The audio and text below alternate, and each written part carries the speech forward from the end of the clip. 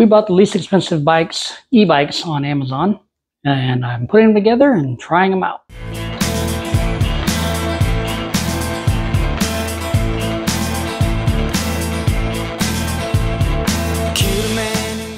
Hey folks, welcome to the Down the Road Travel Channel. My name is Will Van Winkle.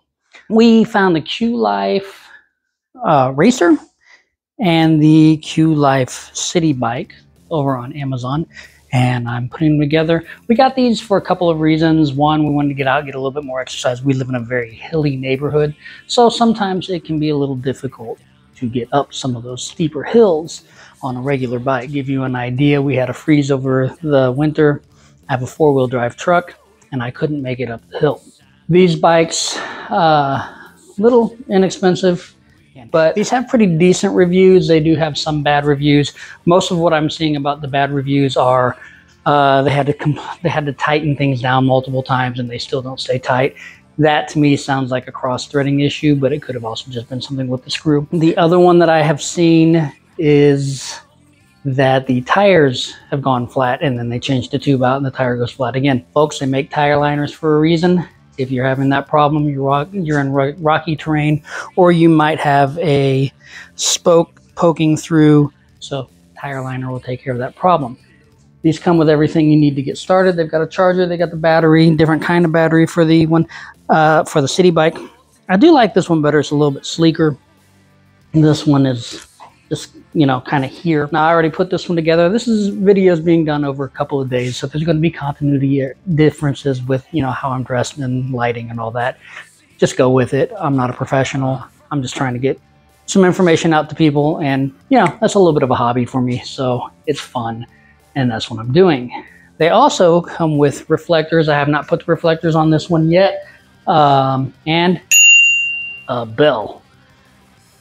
Now, some of you are laughing about the bell, I'm sure, but having lived in Germany, a bell is actually a requirement in some places. So it's really good that they do have that, because if you're on a bike path and somebody happens to be walking by and then they get off, better than yelling out on your left or on your right or whatever you're having to do.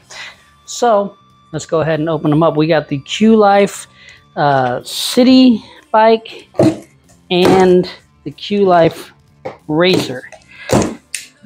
Now the city bike was about $200, $250, and the city racer was $499 because I've got a special color. The cheaper one was $2-something with another $200 in shipping, and this one had free shipping.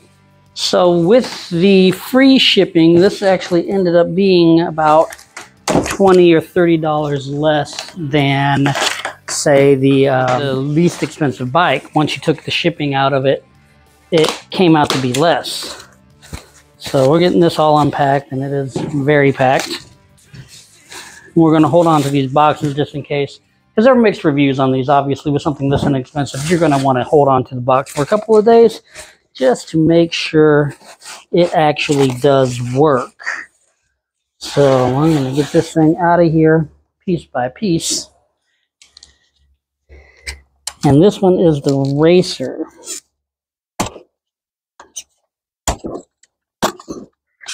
There we go. Oh, so close. Well, let's just see if we can get the whole thing out. They have a lot of bands on there, so we're just going to try to take this whole thing out. There we go. Extra foam in there for some reason. I don't know why. Alright. There's the battery. And you get a little idea of what the bike looks like. It's not a bad looking bike, actually.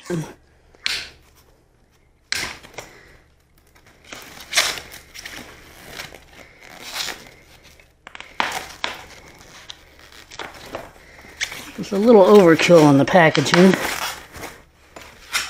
but at least I know I'm not going to have a scratched up bike. Disc brakes, that's nice.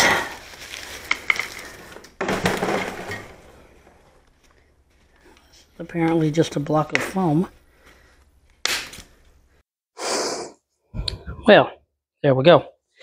that is unpacked. First thing I'm going to do is put the seat on it, because that's the easiest thing I can do. And then I got to put the handlebars on it. There were no instructions that I saw. Luckily, the basic parts of it are just a basic bike setup. Kind of looks pretty straight. No, that's a little off. That looks about right. Mess with it more with the tire on it. Take all these out with the Allen wrench.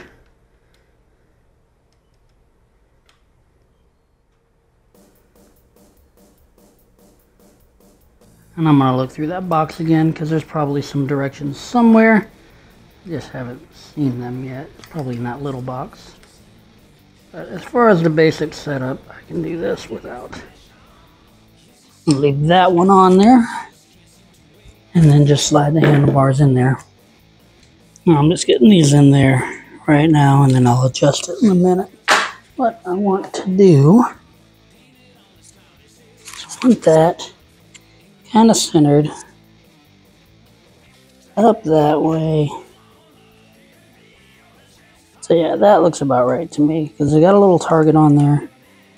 We're going to do this crossways so that you don't strip one out. Get in there snug enough to where I can let it go and then just finish it off. Alright, now that we got the seat on it, we got the handlebars on it, I'm going to go ahead and flip it upside down, put the tire on it.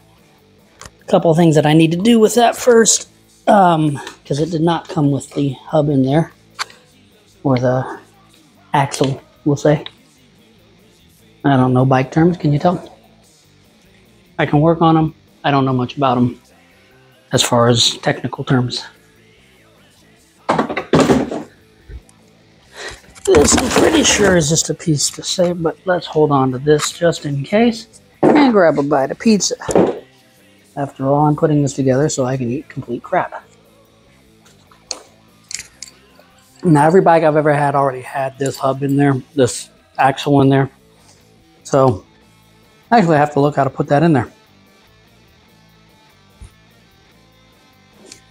Alright, so this has got to go like this.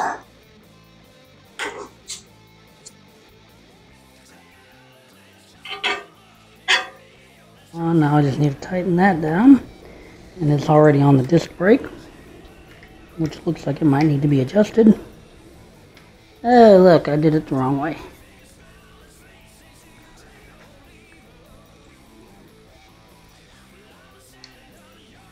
What is that cable?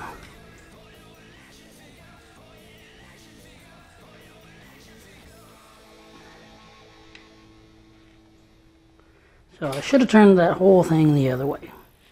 Alright, so I got the first bike together. I'm about to take it on a test drive. Mind you, I've still not read the directions, so I could totally screw this up. And we've got about 3/4 of a charge here. Okay, control panel's on. Right now I don't have anything. I'm going to put it on level 1.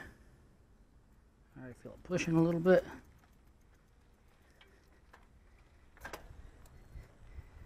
Way too light of a gear for me.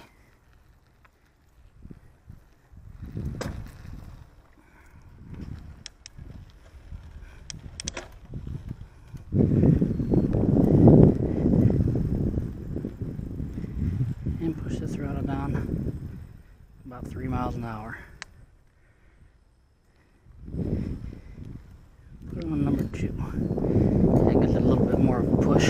This hill a lot easier.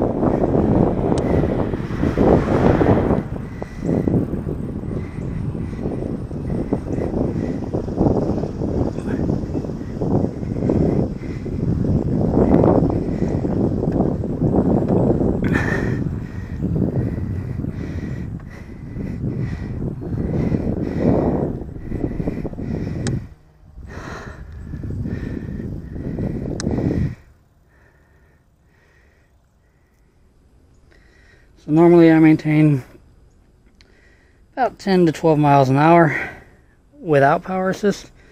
With the power assist, even going up the hills, I was able to keep that. I did try it on a couple of gears alone. Got it up to 22, 23 miles an hour in number 5. Here shows you your speed, what level you're in, remaining battery, and of course your odometer. I went 3 miles today. One thing I did notice, when you stop pedaling, there seems to be an immediate drag, but not so bad that it's going to make you stop and fall.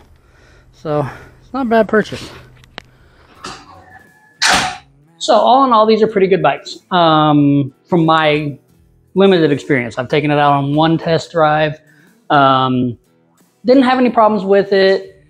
The control panel works just like it's supposed to do. Speed was maintained. It helped me out with those hills, which is the whole point of getting them, or the main point of getting them. I will be putting this one together over the weekend, and then we'll try it out as well. The one thing I do want to point out, it is a little bit heavier, not much, than I have a 28-inch Huffy mountain bike, fat tire mountain bike.